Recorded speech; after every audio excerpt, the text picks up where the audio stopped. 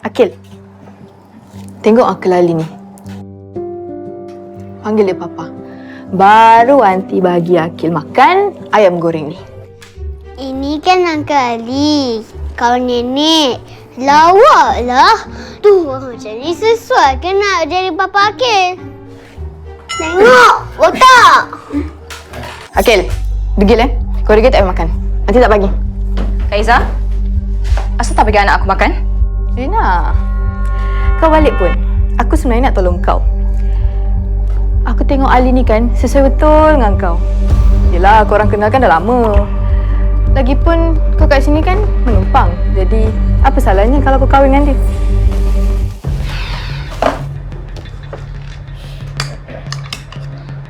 Kau buat apa ni? Okey, makan kat depan ya.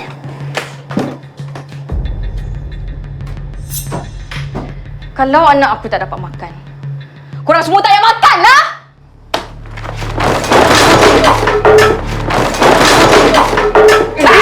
Apa ni? Kenapa ni?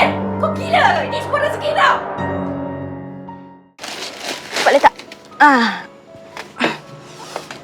Tepi tangan tu. Tangan tu. Tepi. Mesin urut, TV, semua benda ni aku punya. Apa salah kau ambil? Aku beli guna duit aku lah! Muka aku sih. Kau kata kau tak heran kan dengan semua benda ni? Asal tiba-tiba nak berebut Dah lah baby bu. Tak payah nak marah. Dia bawa barang banyak-banyak tu pun tak guna. Sewa rumah kan mahal. Mana dia mampu? Mana dia nak letak semua barang-barang tu? Betul lah tu. Hidup merempat lah korang berdua anak beranak. Duduk tepi jalan. Berlagak sangat dengan aku kan?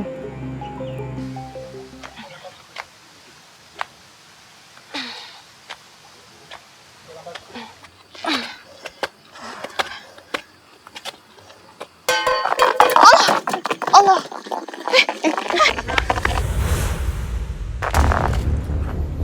Cik Adik, lagi mana tu? Tolong bagi tin susu tu balik. Kau nak ni? Datang ambil sendiri. Atau kau panggil aku Abang Jo. Sekali je. Lepas tu aku bagi.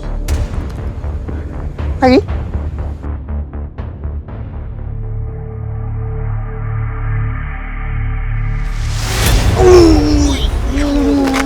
Lari!